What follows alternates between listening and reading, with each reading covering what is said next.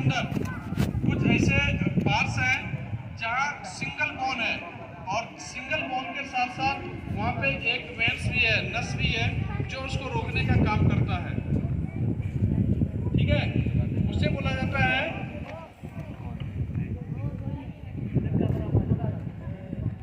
उसे कहते हैं प्रेशर पॉइंट। क्या कहते हैं उसे? Pressure point. तो उस प्रेशर पॉइंट को दबाना है। ये जहां भी ज्वाइंट होता है, चाहे आपका एल्बो के पास ज्वाइंट हो या आपके शोल्डर के पास ज्वाइंट हो या आपकी कलाई के पास ज्वाइंट हो, सभी ज्वाइंट के पास वो सिंगल पॉइंट होता है। ठीक है, उसको प्रेशर पॉइंट कहते हैं। आप उस प्रेशर पॉइंट को दबा दें। जैसे यहाँ पे ब्लीडिंग हो रही है तो उसका जो नियरेस्ट प्रेशर पॉइंट एरिया है, पॉइंट्स एरिया, उस पॉइंट्स एरिया को, ये यहाँ रहता है, आप इसको दबा दें तो देखिएगा बोन के पास एक सिंगल वेन जाती है। आप उसको आसानी से दबा देंगे तो उस वेन में ब्लड का सर्कुलेशन बंद हो जाएगा। ठीक है, अगर इन 3 तरीकों से भी नहीं हो पाता तो हमारा चौथा तरीका होता है टर्निकेट करने का। टर्निकेट का मतलब होता है कसकर बांधना। टर्निकेट का मतलब क्या होता है? कसकर बांधना। तो उस जहां हमारा ब्लीडिंग हो रहा है उससे हर्ट की तरफ हम उसको कसकर बांध देते हैं। उसको क्या करते हैं हम लोग? कसकर बांध देते हैं। इसमें क्या है, टर्निकेट करने के फायदे तो ब्लड सर्कुलेशन तो रुक जाता है, लेकिन उसका बहुत बड़ा नुकसान क्या है कि जहां हम टर्निकेट करते हैं उसके बाद वाला जो एरिया है, उस एरिया के जो सेल्स होते हैं वो डैमेज होने लगता है। तो वो सेल्स जब डैमेज होने लगता है तो उसके बाद वाले जो पार्ट्स हैं वो भी डैमेज हो जाते हैं, बाद में उसको काटना पड़ जाता है। तो उसके लिए टर्निकेट तो कर लेंगे, लेकिन 10-10 मिनट के बाद उसको काटा हल्का लूज करते जाना है। थोड़ा सा लूज किए, 10 मिनट के बाद फिर उसको टाइट कर देंगे। उसमें क्या होगा कि जो हमारे बाद वाले सेल्स हैं वो भी नहीं मरेंगे और टर्निकेट का जो काम था वो भी हो जाएगा, ब्लड सर्कुलेशन भी रुक जाएगा और सेल्स भी हमारे जिंदा रहेंगे। तो इस प्रकार से आप टाइट करने का तरीका है। आप कितना भी इसमें गांठ लगा लो वो टाइट नहीं होता। टाइट कैसे करेंगे? उसके बीच में एक कोई भी लकड़ी या आपका पेन है उसको लगा देंगे। नीचे भी एक गांठ है, उसके ऊपर भी एक गांठ है। आप इसको घुमा दो, ये टाइट होते जाता है। और ढीला करने का उसका उल्टा। ठीक है, तो वो है टर्निकेट करने का तरीका। अब आपके अगर सिर में चोट लग रखी है तो फिर आप क्या करोगे? तो सिर में भी चोट लगने का वही है मेन, जहां पर आपका चोट लगा है वहां पे आप कोई भी गॉज पीस ले लो या कोई भी आप कपड़ा ले लो। ठीक है, छोटा सा टुकड़े कपड़े का, उसको रख दिए और इसको फिर होल्ड करना है, इसको बांधना है। बांधने के लिए हमारे पास इस प्रकार से रहते हैं ट्रायंगुलर, इसको ट्रायंगुलर बैंडेज बोलते हैं हम लोग। आपके पास उस समय कुछ नहीं रहता है तो सभी के पास एक रुमाल रहता है, उस रुमाल के प्रयोग से आप इसको बांध सकते हैं। मैं आपको दोनों तरीके से बताऊंगा, पहले इस तरीके से, फिर रुमाल की मदद से।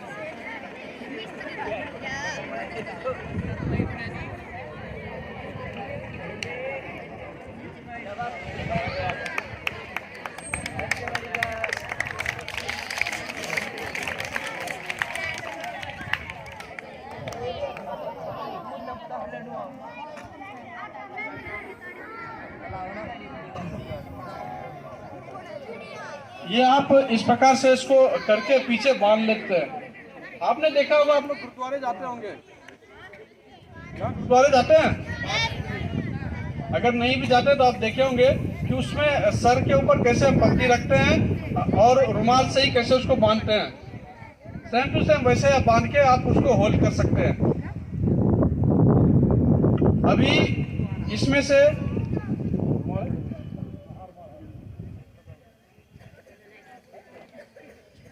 अभी जितना इसके बाद मैंने बताया आप लोगों से सभी से मैं करवाऊंगा एक एक करके। 4 इवेंट बताया, चारों इवेंट कराऊंगा एक एक।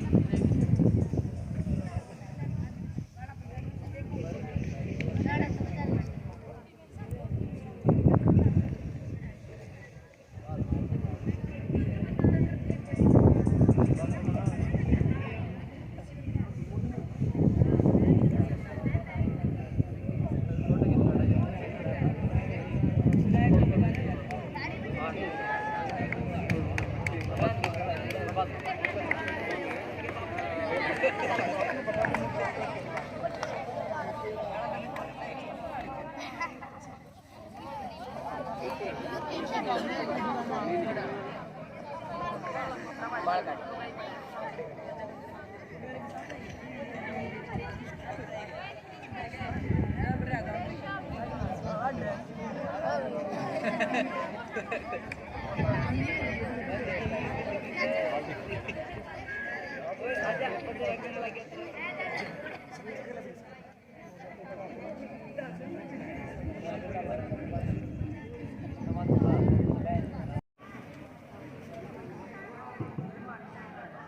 अभी आपने देखा सर के ऊपर कैसे रुमाल से हम लोग उसको करते हैं, देख लिया? अभी जो बताया उसको सीख लिया आप लोगों ने? कर सकते हैं? गुड, शाबाश, अच्छा जोश है बच्चों में। कौन कौन करेगा? हाथ खड़े करो।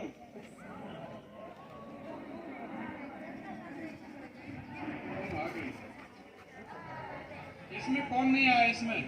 और इधर से जो नहीं आया वो आ जाओ, 4 बच्चे आ जाओ, जो नहीं आया वो आ जाओ।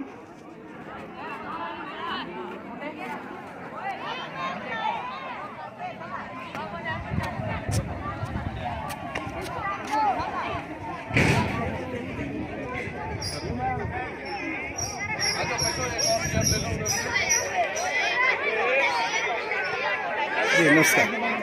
मैं तो कॉल नहीं कर पाया। जी जी।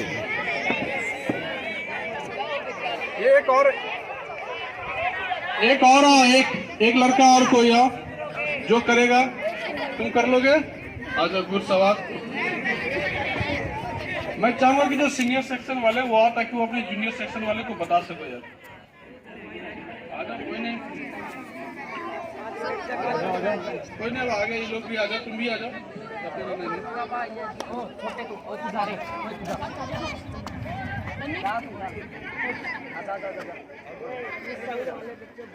तो करने दो, वो कर रहा है बच्चे।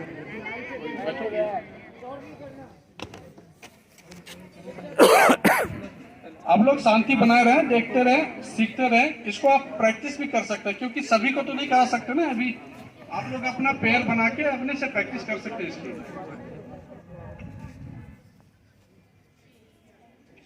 करें? हाँ, पहले कलाई वाला करे, पहले हैंड वाला। आ जाओ, हाँ जरा। हाँ, इसको भी करने दो। मेरे को शाबाश, तुम भी साथ में करो। एक हैंड वाला इसको करने दो, आप जो है बैंडेज वाला कर देना।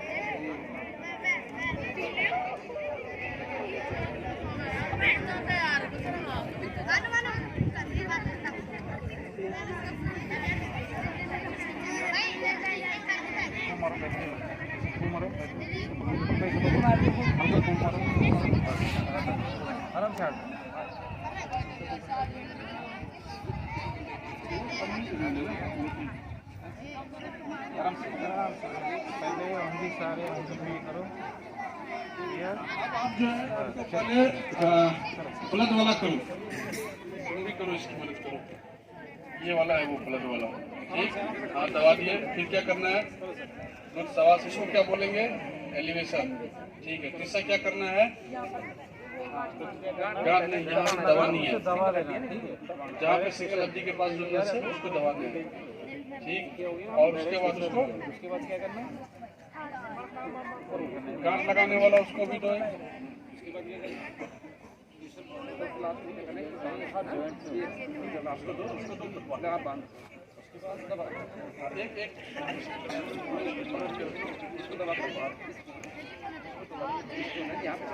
हाथ से दबा कर ये बंद लो हाथ से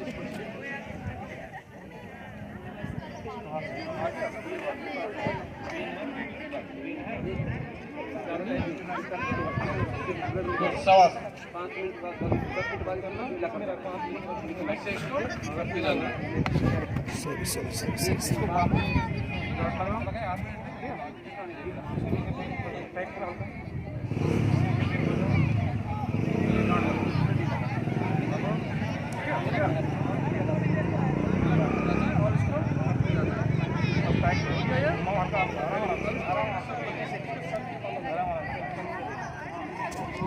अब प्लग के बाद अब सर वाला जो आपका हेड इंजरी हो रखा है हेड इंजरी को करो आप।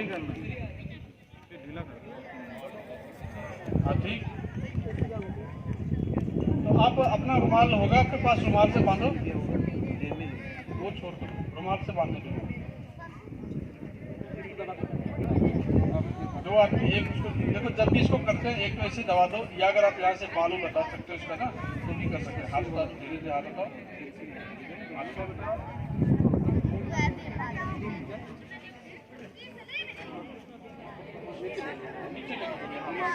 जब भी बांधा करो तो यहाँ पे होल्ड करते हैं ठीक है। अगर आप डबल में नहीं कर पा रहे तो इसको सिंगल में कर लो एकदम जाएगा बड़ा वाला कपड़ा बड़ा रुमाल होता ना उससे रुमाल से नहीं हो पाता है रुमाल हटा के इससे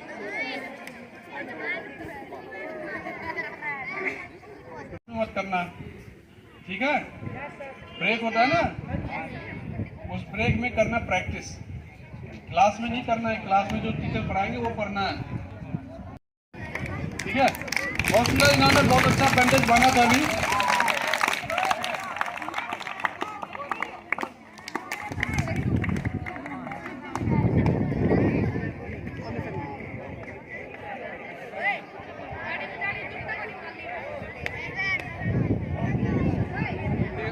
अब आप लोग बच्चों जाओ बहुत सुंदर इधर से चले जाओ उधर से मत जाओ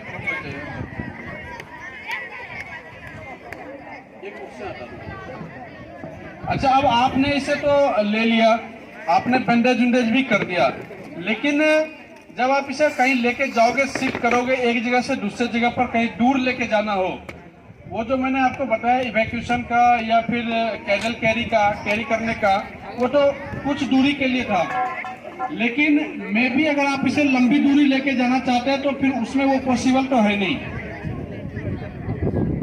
उसके लिए क्या करते हैं आपने देखा होगा हॉस्पिटल्स में जो भी है वहां पे क्या होता है स्ट्रेचर होता है ना हमारे पास भी स्ट्रेचर है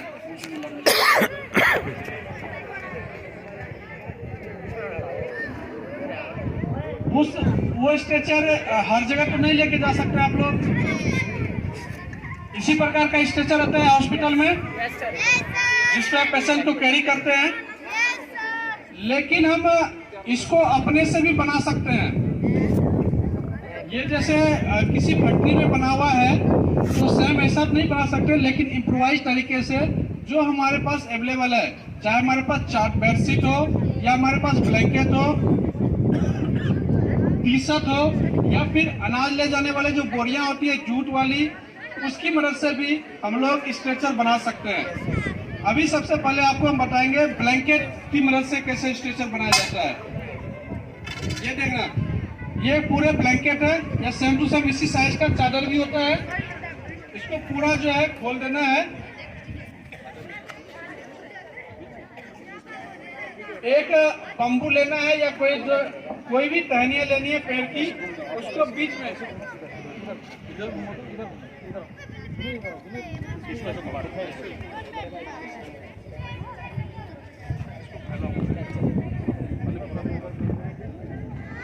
ये आपने ब्लैंकेट या चादर फैला दिया इस प्रकार के बम्बू चाहे वो सीधा भी है कोई बात नहीं टेढ़ा भी रहता है कोई दिक्कत नहीं है लेकिन वो क्या होना चाहिए मजबूत होनी चाहिए ऐसा नहीं कि पतला सा ले लिया सोने मजबूत होना चाहिए वो और उसको इसके बीच में डाल देना है इसके बीचों बीच डाल देंगे और फिर उसको फोल्ड कर देंगे फोल्ड करने के बाद एक सेम वैसा दूसरा बम्बू या पेड़ की टहनियाँ लेनी है और फिर उसको दोबारा रखकर जो उसका आधा हिस्सा है वहां पर रखेंगे और दोबारा ब्लैंकेट को क्या करेंगे, फोल्ड कर देंगे। 2 बार फोल्ड करने के बाद वो हमारा स्ट्रेचर बन के तैयार हो गया। अब आप किसी को उस पर लिटा दो और लेके आसानी से कैरी कर सकते हैं। वो कहीं नहीं गिरेगा, वो कभी नहीं गिरेगा। आप लंबी दूरी के लिए इसको इस प्रकार से स्ट्रेचर को लेके जा सकते हैं। ठीक है। इसके बाद इसी प्रकार एक टी शर्ट से बनाया जाता है, जो आप टी शर्ट पहन रखे हो, स्वेटर पहन रखे हो, इसकी मदद से भी आप बना सकते हैं। अभी उसका दिखाते हैं।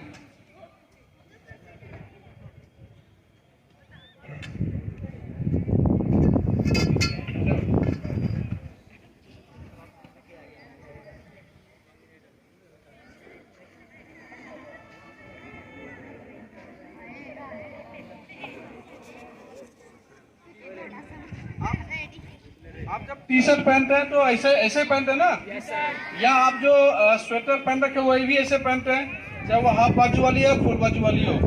आप इसकी मदद से आप देखते हैं कैसे स्ट्रेचर बनाते हैं। जैसे उसमें भी 2 बम्बू की जरूरत होती थी, वैसे सेम टू सेम इसमें भी लेना है। और अब तरीका देखो कैसे करते हैं। स्टार्ट।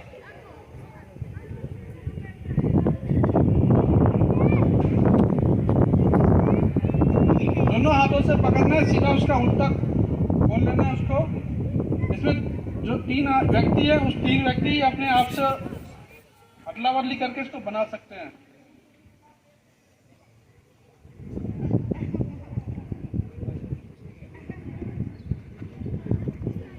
इसको बनाने के लिए 3 से 4 टी शर्ट्स या स्वेटर्स की जरूरत होती है। वो डिपेंड करता है आपकी कितनी लंबाई है, उस हिसाब से।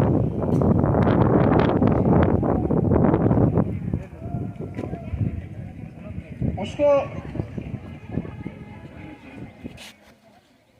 ये इस प्रकार से स्ट्रेचर बन जाएगा। अब इस पे आप किसी को भी लिटा दें और उसको कैरी कर सकते हैं आसानी से।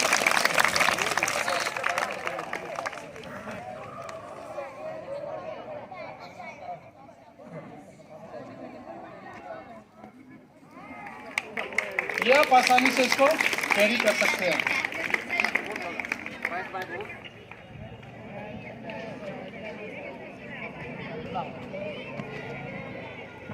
अब इसकी प्रैक्टिस कौन करेगा, इसको कौन बनाएगा?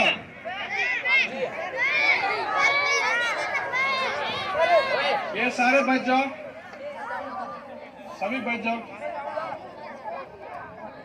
ये ब्लैंकेट बनाने वाला जो है, ये लड़कियां आएंगी ब्लैंकेट बनाने के लिए, और जो टी शर्ट वाला है वो ये लड़के आएंगे इधर से। ये बीच वाले आप तुम बहुत बार आ गए, ये बीच वाले पार्टिसिपेट नहीं कर रहे। चलो ये बैठो। ये ब्लैंकेट से बनाने वाले 4 आ जाओ सर, प्लीज 4 भेज दीजिए किसी को। आ जाओ। जो टी शर्ट वाले आ जाओ, आ जाओ, कोई नहीं, आ जाओ। 4 टी शर्ट वाले आ जाओ।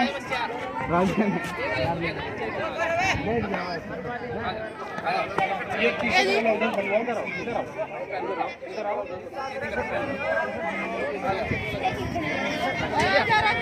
आजा। चाल है।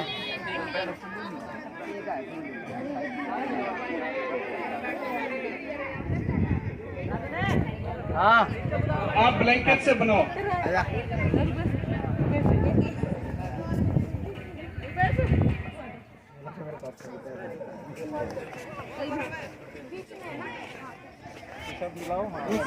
बहुत सुंदर। देखो कितना स्पीड इन्होंने जो है काफी अधिक जल्दी टैकल किया। बहुत ही आसान है। क्या बात है। Great great great great great बेटा, कमाल कर दिया आपने, लड़कियों ने कमाल कर दिया। कमाल कमाल, वेल डन, कमाल कर दिया सर। ये तो आप जो है इस प्रकार से इसको बना के ले जा सकते हैं। 2 आदमी लो, 2 आदमी लो, बेटा 2 आदमी और पीछे हो, आप थोड़ा पीछे जब कैरी करते हैं थोड़ा पीछे होगा, इधर हो जाओ। एक हाथ से बस ये ऐसे चलाओगे तो कम आगे तो आप ऐसे कर सकते हो। बैक बैक लो। ये टी शर्ट वाला को तो पहन लो, पहन लो, ठीक है। पहन लो, तुम पहनो, वो टी शर्ट पहनो। चलो दो इनको दो, एक ले लो, एक कर बनो। अब ये दो पोल इन्हें अब आप लोग मिलकर टी-शर्ट वाले टी-शर्ट से बनाओ।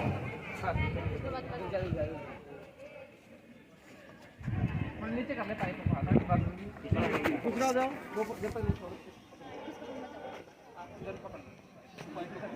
नीचे रखो, नीचे पकड़ कर पास सारा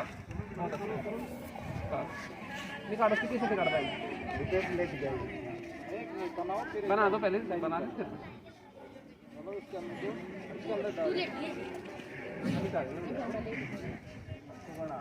ऊपर उठा, पाइप ऊपर उठा, पाइप ऊपर उठाओ। सिट डाउन करो भाई। नीचे रख ले, नीचे रख, इससे पोलर अंदर डाल। चारों एक साथ नहीं होनी चाहिए, आगे पीछे रहनी चाहिए।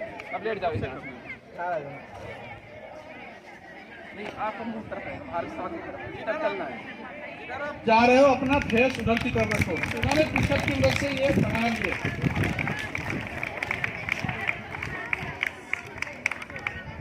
आराम से रखना, कमर उसकी नीचे, ठीक है, आराम से तो ये अपने साथियों के लिए एक जोरदार ताली लगाओ जिन्होंने ये बनाया।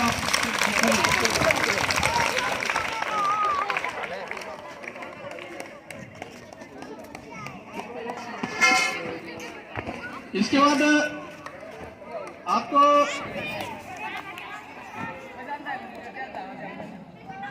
अरे मजा आ रहा है लगने में, तो फिर हल्ला क्यों कर रहे तुम लोग?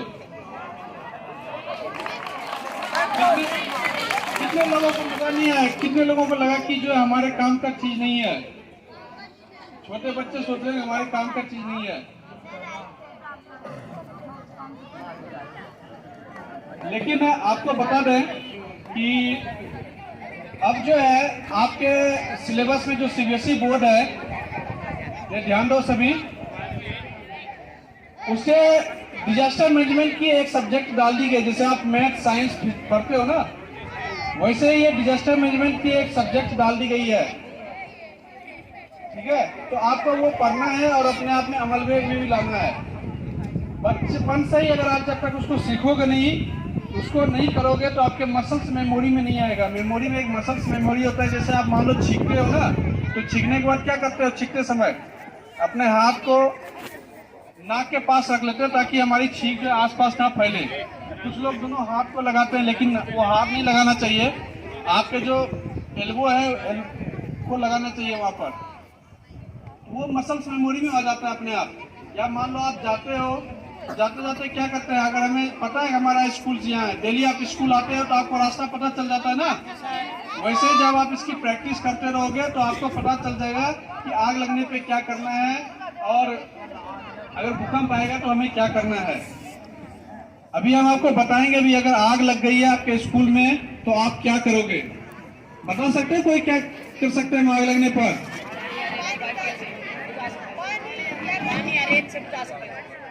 पानिया रेत से बुझा सकते हैं। Very good.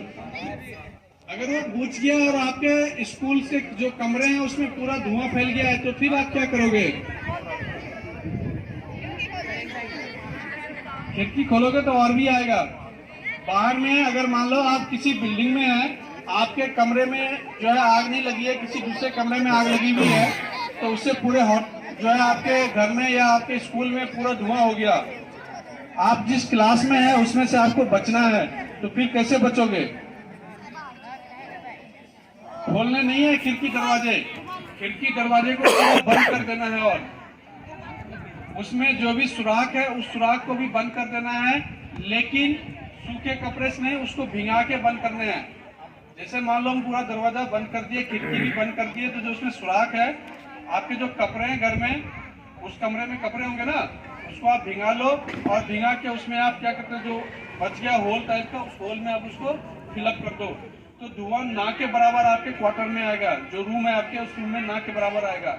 अगर कुछ आ भी गया है तो आप खड़े मत हो, आप लेट जाओ, क्योंकि धुआं हल्का होता है, वो क्या हो जाएगा, छत की तरफ से भरेगा और तब तक इतना समय हो जाएगा कि कोई ना कोई रेस्क्यू टीम आपको हेल्प के लिए पहुंच जाएगी।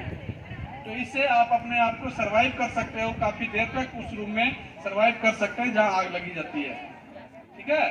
और जहां वहां से बचाव करते हैं, जब निकालते हैं तो उसी प्रकार से रैंक के ही जाता है अंदर और रैंक के ही बाहर आता है। इसके बाद अगर आपके इलाके में फ्लड आ जाती है, चलो फायर पे कर लेते हैं, आपके स्कूलों में फायर एक्सटिंग्विशर होगा, है फायर एक्सटिंग्विशर? तो फायर एक्सटिंग्विशर होगा आपके स्कूल्स में, उसको कैसे चलाते हैं? यही है ना फायर एक्सटिंग्विशर। तो ये बताओ पहले फायर क्या होता है, कैसे होता है फायर? फायर मतलब आग कैसे लगती है, क्या किसको बोलते हैं फायर या आग किसे कहते हैं? आप लोगों ने पढ़ा हुआ है केमिस्ट्री में।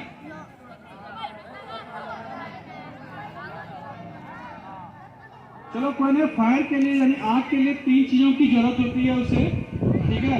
ये एक प्रकार का केमिकल रिएक्शन होता है, लेकिन आम भाषा में उसमें 3 चीजें चाहिए, ऑक्सीजन चाहिए, हीट चाहिए और ईंधन चाहिए, जिस चीज से वो जलता है। टेम्परेचर चाहिए उसे, ठीक है, और ऑक्सीजन की प्रेजेंस चाहिए। इस 3 में से किसी एक को आप भारत रिवॉल्यूशन इंडिया के चैनल पर आप सबका हार्दिक स्वागत, अभिनंदन। मैं आप सब लोगों को एक ऐसी शख्सियत, एक ऐसी बटालियन के अधिकारियों से मिलवाना चाह रहा हूं जो देश सेवा का जज्बा जिनमें समय समय पर भरा होता है।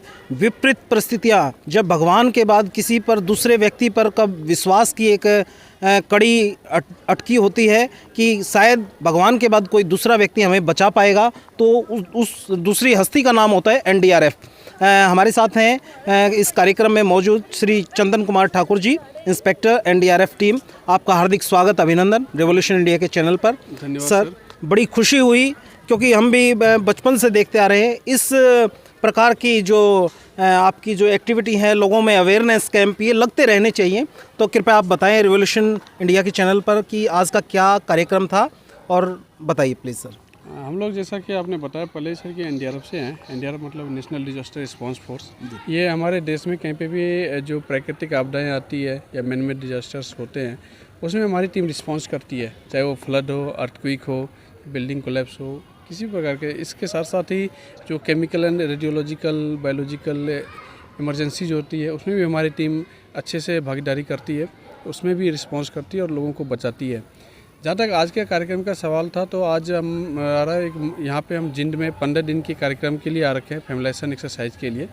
इसमें हम जिंद पूरे डिस्ट्रिक्ट के अंदर जो भी वनलेबल्स एरियाज़ हैं उसको फाइंड आउट करना, जो यूनिट्स एमएच यूनिट्स हैं उसके बारे में पता करना, वो कौन कौन से केमिकल्स यूज करते हैं उसके बारे में पता लगाना है। साथ ही साथ यहाँ के जो स्कूल्स हैं वो, उसमें कुछ स्कूलों में बच्चों के लिए प्रोग्राम करना, स्कूल सेफ्टी से रिलेटेड प्रोग्राम जो हैं, स्कूल सेफ्टी प्रोग्राम कराना, जिसमें कि बेसिक लेवल पर बच्चों अपने आप को तथा अपने साथियों को किस प्रकार से डिजास्टर के दौरान बचा सकते हैं, चाहे वो फ्लड के दौरान हो, अर्थक्वेक के दौरान हो। तो वही प्रोग्राम आज हमारा था यहाँ पे इस स्कूल में।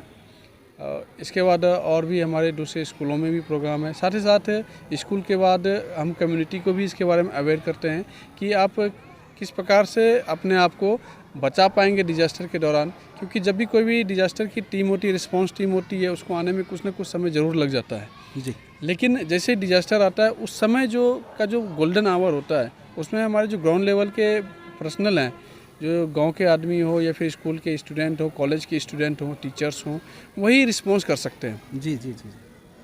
जैसा कि मैं आज के कार्यक्रम में, आप पिंडारा गांव के सरकारी स्कूल में आप कार्यक्रम के दौरान आए हैं और आपने प्रिंसिपल मैम को भी कहा है कि जो हमने आज जो लेसन आप लोगों को बताया है, इसको समझते हुए एक कोई ऐसी टीम का आप गठन करें ताकि वो भविष्य में कभी ना कभी वो काम आए आपदा के समय में। जी, हर एक स्कूल के लिए एक school safety disaster management plan होता है, जिसमें पूरा मेंशन रहता है कि आपके अगर स्कूल में कोई भी डिजास्टर आती है तो आप उसको किस प्रकार से हैंडल करते हो। तो उसी की एक टीम होती है, उसको डिजास्टर टीम बोलते हैं। स्कूल में एक डिजास्टर टीम होती है, उसके काफ़ी जो स्कूल डिजास्टर मैनेजमेंट प्लान बनते हैं उसमें काफ़ी अधिक पॉइंट्स हैं। उसमें एक टीम होती है, स्कूल के जो टीचर्स होते हैं, अगर टीचर्स की एबिलिटी काफ़ी कम होती है तो आप सीनियर स्टूडेंट के जो सीनियर सेक्शन के जो स्टूडेंट्स हैं उसको मिलाकर एक टीम गठित करना होता है, जो कि डिजास्टर के दौरान क्विक रिस्पॉन्स कर सकें। जी, अभी जो आज आप यहाँ जींद के कितने दिन के प्रवास पर हैं, पड़ाव पर हैं, कि ये कार्यक्रम कितने दिन तक चलेगा जींद डिस्ट्रिक्ट में? ये जिंद पूरे डिस्ट्रिक्ट में हम लोग 15 दिनों के पे हैं। 15 दिनों का हमारा कार्यक्रम है जी, जो कि 2 तारीख से हम लोग आ रखे, 2 दिसंबर से आ रखे हैं जी, जी, और 16 दिसंबर तक हम लोग यहाँ पे रहेंगे। जी इस दौरान जिंद के सभी तहसीलों में हम लोग जाएंगे जी और एक तहसील तो हमारा कंप्लीट हो गया है पहले जी। अभी हम जिन तहसील में कर रहे हैं। जी जी इसके बाद नरवाना, उचाना और सफीदो तहसील भी अभी हमारा बाकी है जी जी और उधर भी हम अगले कल परसों से उधर का प्रोग्राम हमारा होगा। जी। अभी आपकी जो टोटल टीम है इसमें कितने मेंबर्स हैं और ये क्या पैरामिलिट्री फोर्सेस से हैं या किस डिपार्टमेंट से?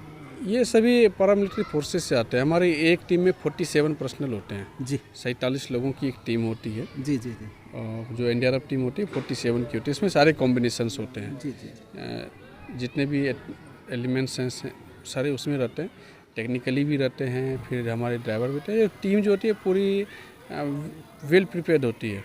ये जहाँ भी जाती है अपना पूरा साजो सामान, चाहे वो रेस्क्यू ऑपरेशन से हो, इक्विपमेंट से हो या फिर कहीं से लॉजिंग फूडिंग का हो, सारा अपने साथ लेके चलते हैं। तो ये जो एनडीआरएफ की जो टीम है श्रीमान जी, ये मतलब जोन वाइज बनाई हुई है, पूरे भारत को जोनों में बांटा हुआ है, या आप ही की टीम पूरे भारत में जगह जगह अवेयरनेस कैंप चलाती है? नहीं, ये सभी जोन में बटे हुए हैं। टोटल एनडीआरएफ की 16 टीमें हैं जी, 16 यूनिट हैं जी। और हर एक यूनिट में टीमें रहती है। 18 टीमें हैं सभी यूनिट के तो साथ अभी हैं। आप कितने स्टेटों में अवेयरनेस कैंप चला रहे हैं?